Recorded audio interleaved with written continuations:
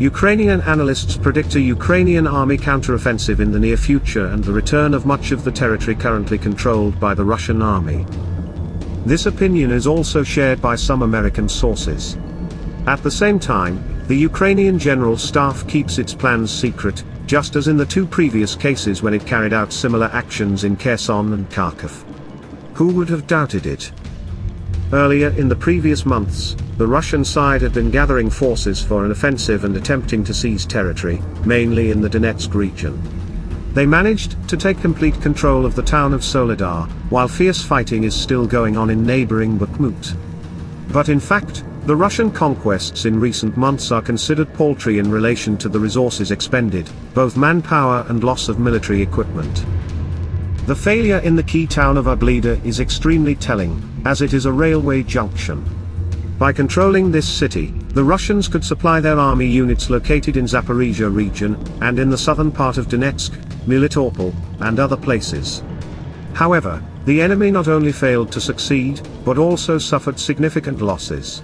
Much more significant losses were sustained in Bakhmut, this small town, which, however, has a special geography. It is divided by a river and has hills. From about the beginning of the siege of Bakhmut last summer, its capture was rather symbolic, as a show of strength, since the Russians probably intended to take the rest of the Donetsk region, moving from the town of Izium in the Kharkiv region.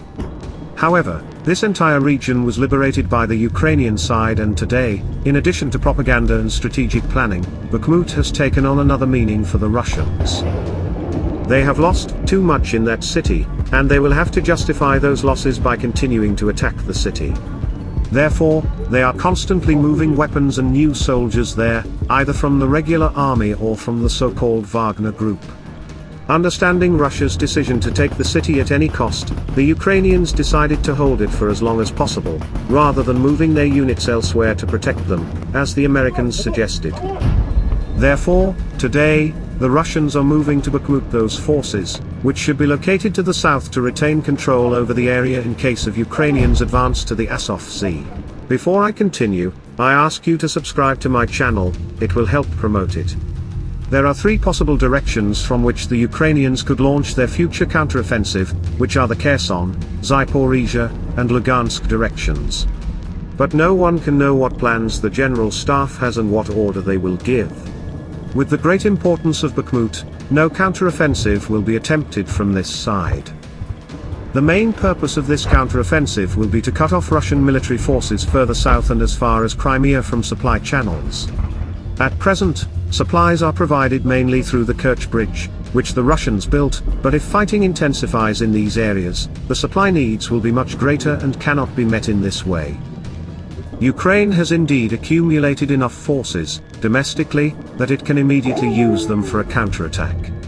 A very important factor is weather, which, on the one hand, will determine the timing of the counterattack and, on the other hand, may be different in the three directions where the counterattack may manifest itself.